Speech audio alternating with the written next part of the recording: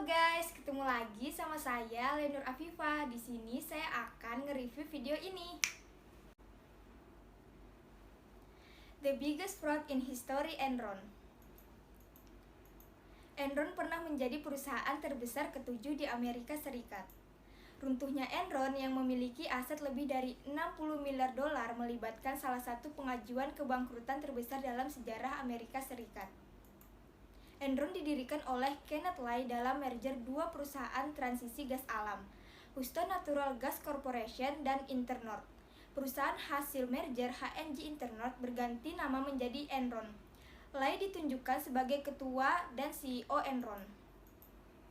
Dengan bantuan dari Jeffrey Sickling yang awalnya adalah konsultan dan kemudian menjadi Chief Operation Officer perusahaan, Enron mengubah dirinya menjadi pedagang kontrak turunan energi, bertindak sebagai perantara antara produsen gas alam dan pelanggan mereka. Di bawah kepemimpinan Sickling, Enron segera mendominasi pasar untuk kontrak gas alam, dan perusahaan mulai menghasilkan keuntungan besar dari perdagangannya. Pada tanggal 14 Agustus 2001, Sickling mengundurkan diri dan Lay menjadi CEO lagi. Shenron Watkins, seorang wakil presiden, memperingatkan Lay bahwa perusahaan dapat meledak dalam gelombang skandal akuntansi. Ketika tahun-tahun booming berakhir, dan ketika Enron menghadapi persaingan yang meningkat dalam bisnis perdagangan energi, keuntungan perusahaan menyusut dengan cepat. Di bawah tekanan dari pemegang saham, eksekutif perusahaan mulai mengandalkan praktik akuntansi yang meragukan, termasuk teknik dikenal dengan sebagai akuntansi mark to market untuk menyembunyikan masalah. Akuntansi mark to market memungkinkan perusahaan untuk menulis keuntungan masa depan yang belum direalisasi dari beberapa kontrak perdagangan ke dalam laporan laba rugi saat ini, sehingga memberikan ilusi keuntungan saat ini yang lebih tinggi. Parahnya situasi mulai terlihat pada pertengahan tahun 2001, ketika sejumlah analis mulai menggali rincian laporan keuangan Enron yang dirilis ke publik.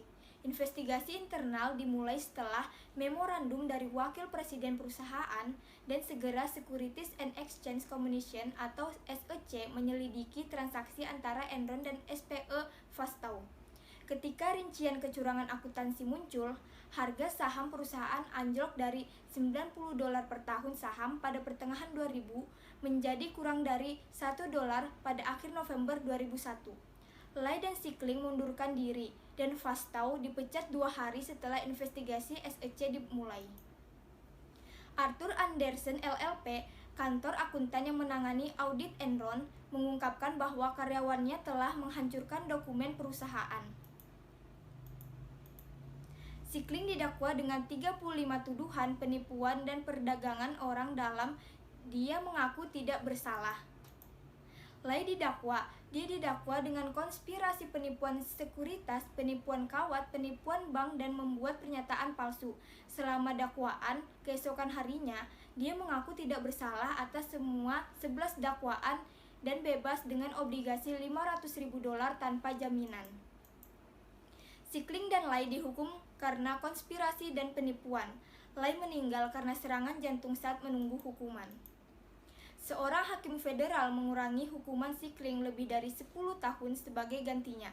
Sickling setuju untuk berhenti menantang keyakinannya dan kehilangan sekitar $42 juta yang akan didistribusikan di antara para korban penipuan Enron.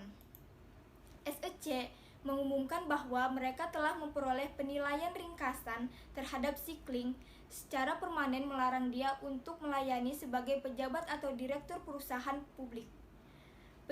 Keputusan tersebut menyelesaikan gugatan perdata jangka panjang oleh SEC.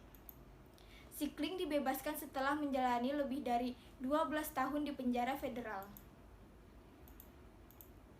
Itu tadi review tentang video The Biggest Fraud in History Enron. Terima kasih sudah menonton videonya. Assalamualaikum warahmatullahi wabarakatuh.